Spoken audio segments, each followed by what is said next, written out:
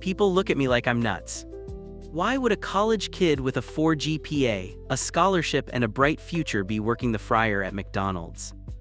I get that question all the time right before the smirks, the eye rolls, or the whispers start. Some say it to my face, most say it behind my back. Some of my classmates swing through the drive-thru and pretend they don't know me. Others drop sarcastic comments in class.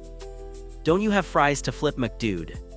I laugh it off, but inside it stings. Not because I'm ashamed of the job I'm not, but because none of them really know why I'm there.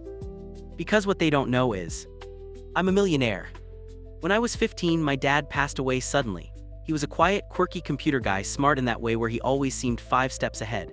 Years ago, during the early days of cryptocurrency, he became obsessed with Bitcoin. I remember him talking about it at the dinner table, how it could change the world one day. I never really understood it then, I just thought it was another one of his weird tech hobbies. But when I turned 18, I got a letter from his attorney.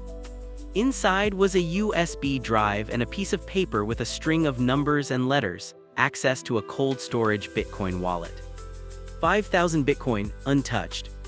At first, I thought it was a prank. I didn't even check the value. But when I did, my breath caught in my throat. The number didn't look real. Even with all the price swings, I had more money than I'd ever dreamed of. I stared at my screen, stunned. Then I cried, part grief, part disbelief. Then I locked it all away. I told no one, not even my roommate, not even my mom.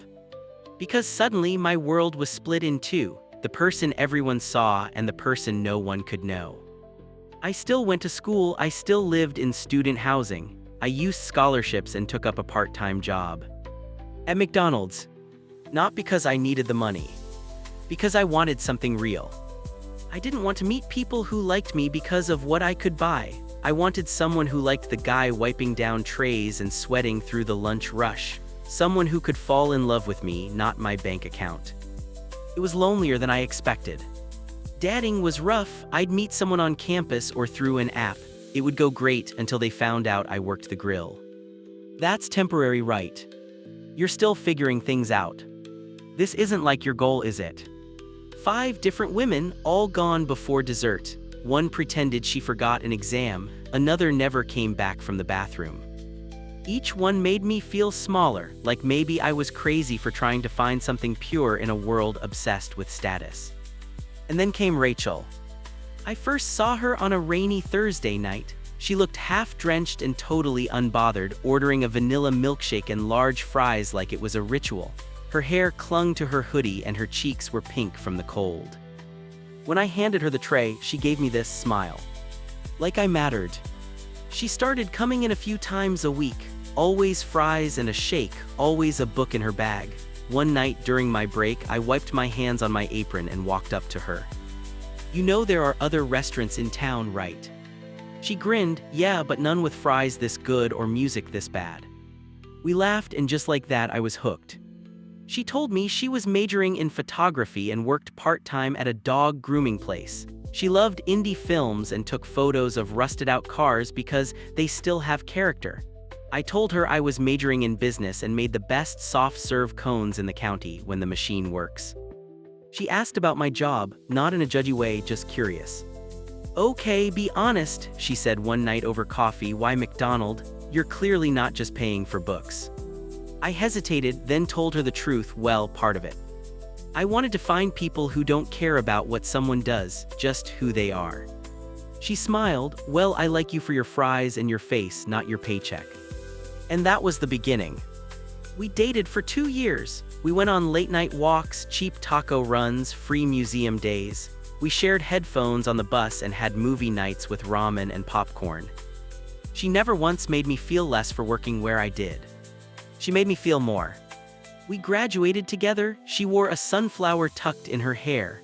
I proposed a few months later on the same bench outside McDonald's where we first talked. She said yes before I could even finish the sentence. We got married in a little garden with twinkly lights and homemade cupcakes. I wore a rented suit. She wore a dress from a vintage shop. Our friends danced barefoot in the grass. And I still hadn't told her. Not because I didn't trust her, but because I needed to wait until it felt right, until I could tell her without a shred of doubt in my heart. That moment came a week later in our new apartment, with moving boxes still stacked in the hallway. "Hey," I said, sitting her down on the couch, "there's something I need to tell you." She looked scared. "Are you okay?" I nodded and opened my laptop, logged in. Showed her the wallet. Her jaw dropped. "Is that real?" I nodded. "It was my dad's. I inherited it. I've been living off scholarships and part-time work because I needed to find you without this getting in the way." She stared at the screen, then back at me. Then she punched me in the arm. "You mean I've been sharing Taco Bell dollar menus with a billionaire?" I laughed. "You love me a little more now." She rolled her eyes. "I'd love you if we lived in a box and ate ketchup packets for dinner."